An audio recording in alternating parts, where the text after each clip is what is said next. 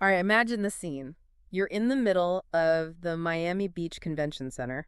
It's loud, it's chaotic, The air conditioning is just blasting. but you're sweating because you're about to walk on stage and give a career-defining presentation to the EPA. It's high stakes. Yeah. But for the man in our story, David, all that professional pressure is, well, it's just background noise. Because this isn't just another work trip for him. This is his first real step back into the world. Exactly. He's barely holding it together. Yeah. Just 4 months before this, his whole life fell apart. His wife, Megan, was killed in a car accident. So he's just standing there trying to remember how to function, how to be a scientist, how to just exist without her. Yeah, that deep grief fog. Totally. So he decides, okay, coffee. I need coffee to get through this. He's checking his email, just trying to survive the next hour. And this right here is where the story turns. It really does. It goes from a tragedy to something much, much stranger. We're doing a deep dive into a case we're calling Claiming Chloe, and it all kicks off with this, like, totally mundane moment that just blows the lid off a secret that's been buried for nearly 2 decades. And what I find so fascinating about this is how it really challenges our assumptions. You know, you think you know the person you're married to. Oh, completely. But this story just goes to show you can sleep next to someone for years and be sleeping next to a total stranger. It's about identity, witness protection, and the terrifying lengths people go to for the ones they love. Okay, so let's get back to that coffee line. David's distracted. He's looking down at his phone. He just syncs some old files, and then a text message comes in. His screen lights up, and the lock screen photo is this old picture of his late wife, Megan, from when she was a teenager. Just a little moment of bittersweet nostalgia for him, right? For him, yes. But for the server standing right in front of him, a young woman named Chloe, that photo is a detonator. It really is. So Chloe comes over with the coffee pot to give him a refill. She glances down at the phone on the table, and her reaction is not normal. Not at all. She doesn't just say, oh, nice photo. She absolutely freaks out. Yeah. The source describes a really visceral, physical reaction. Yeah, she flinches so hard that she spills hot coffee everywhere. All over the table, all over his laptop, his notes. And that's the tell. If you're a server, you spill coffee, your first instinct is, oh my God, I'm so sorry, and you grab napkins. Right. Chloe does the opposite. She backs away. She looks terrified. And she starts yelling at him. Screaming, is that my picture? How did you get my picture? Which to David makes zero sense. None. He's just thinking, this is a photo of my dead wife from 20 years ago. Why is this teenager having a meltdown about it? He's trying to save his presentation, but then he actually looks at her. He really looks at Chloe. And this is where our deep dive truly begins. Because in that moment, he stops caring about the laptop. He stops caring about the EPA. He looks at this girl, and he sees a ghost. It wasn't just like a passing resemblance. No, it was a mirror image. Chloe has the exact same piercing blue eyes, the same blonde hair, the same high cheekbones as the teenage Megan in that photo. It's uncanny. It's biologically impossible to ignore. It's that feeling of seeing a dead person walking around in a teenager's body. Right. It just freezes him solid. But Chloe isn't frozen. She's escalating. She's in full-blown panic mode.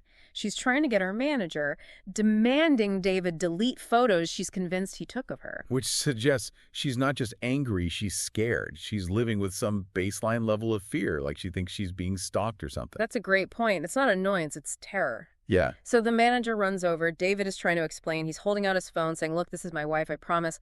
But Chloe is just, she's done. Completely done. She rips off her apron, throws it in the manager's face, which is a bold move. Very bold. Calls him a coward, yells, I quit, and storms out of the building. Wow.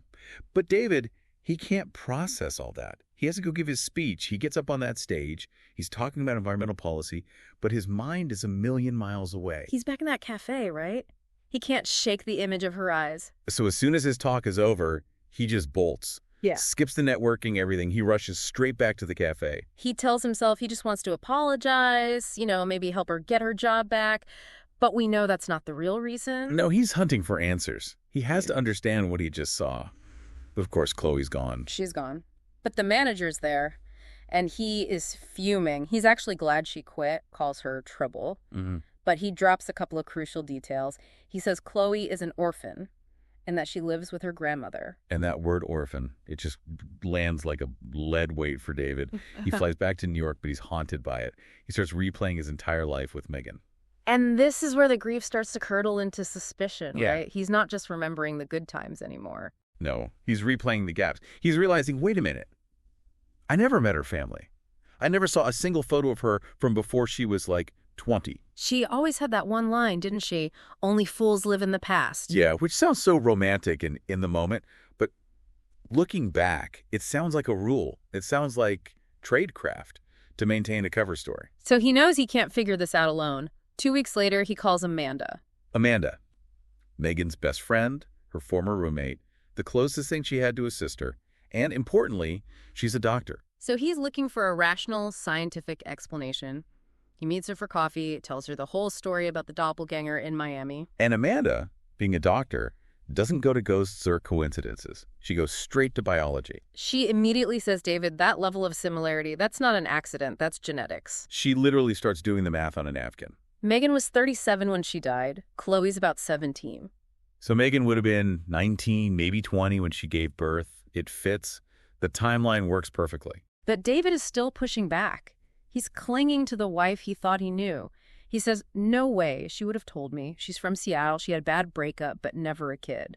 And then he plays his trump card, or what he thinks is his trump card. He says to Amanda, you're her cousin. You, of all people, would know. And boom, the floor just drops out from under him because Amanda looks him right in the eye and says, David, I lied. The silence must have been just deafening. Oh, I can't even imagine. They weren't cousins at all. No. Amanda explains that Megan just showed up on her doorstep years ago with nothing. No family, no history, just this desperate need for a fresh start. So Amanda took her in, and they invented the whole cousin story to give Megan a backstory, to make her seem less like she was on the run. It was a kindness, but it was also the lie that David's entire marriage was built on. It confirms that Megan's life before she was 30 wasn't just vague, it was a complete fabrication, a black hole. And Amanda's the one who really pushes him. She says, you have to dig, check public records, hospital registers. David's resistant at first. He feels like he's betraying Megan's memory. He says, I was happy with the person I married. Sure, but then there's Chloe. This girl has a right to know the truth about her mother, doesn't she? That's what forces his hand. So he goes through all of Megan's old files. He finds yearbooks from a Franklin High in Seattle, records from the University of Washington. It all looks so real. He calls Amanda, almost relieved. Like, see? It's all here. She was real. But Amanda's not convinced. And this is where the story takes a sharp turn into, like, a spy movie. A full-on spy thriller. Yeah. Because Amanda didn't just come up for his call. She called in a favor. A very, very big favor. Her dad was in intelligence. She still had contacts. She reached out to a family friend in the CIA. CIA. We started with a spilled coffee, and now we're at the CIA. And the information they find it vaporizes the last shred of Megan Sanders' reality. The yearbooks. Forgeries. Yeah. Professional grade, but fakes. The university records were planted. Megan Sanders as a person did not exist before a specific date in 2002. So who was she? They ran her fingerprints, facial recognition, and eventually got a hit on a cold file. The woman David married, the woman he knew as Megan Sanders, was actually Claire Coleman. Claire Coleman. And she wasn't just anyone. I looked into this. She was an investigative journalist for the Miami Herald. And a damn good one. She was reporting on a major Colombian drug cartel operating in Florida, naming names, getting way too close to the truth. And in 2002, the story caught up to her. Yeah. Federal investigators found her unconscious in a wrecked car at the bottom of a ravine. It was made to look like an accident, but it was a professional hit. The cartel ran her off the road. But she didn't die. Miraculously, she survived. She was in a coma for 10 days, and when she woke up, she was in a hospital in Seattle.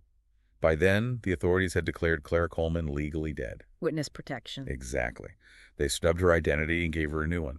Megan Sanders. Which is just heartbreaking, because when she woke up in that hospital, she wasn't just leaving a career behind. She was leaving her daughter. Chloe, who would have been just an infant at the time. Can you imagine that choice? It's impossible. If she goes back for her daughter, she leads the cartel right to her. But if she stays dead, Chloe gets to live.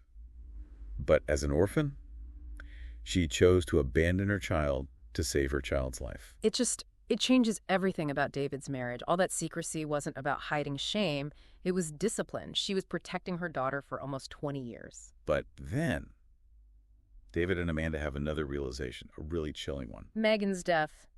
4 months ago. A road accident. Just like the one in 2002 that was meant to kill her. It's almost certain, isn't it? The cartel found her. After all that time, they finally found her and finished the job. When David puts those pieces together, he just snaps. He wants to storm the police station, demand they reopen the case, get justice for Megan. Totally natural reaction. Right. But Amanda stops him. She grabs him and forces him to think about the living. She says, David, if the cartel found Megan... And then they might know about Chloe. They might. And even if they don't, what happens if one of their people sees a girl in Miami who is the spitting image of the journalist they just had killed? She becomes a target, a loose end. Exactly.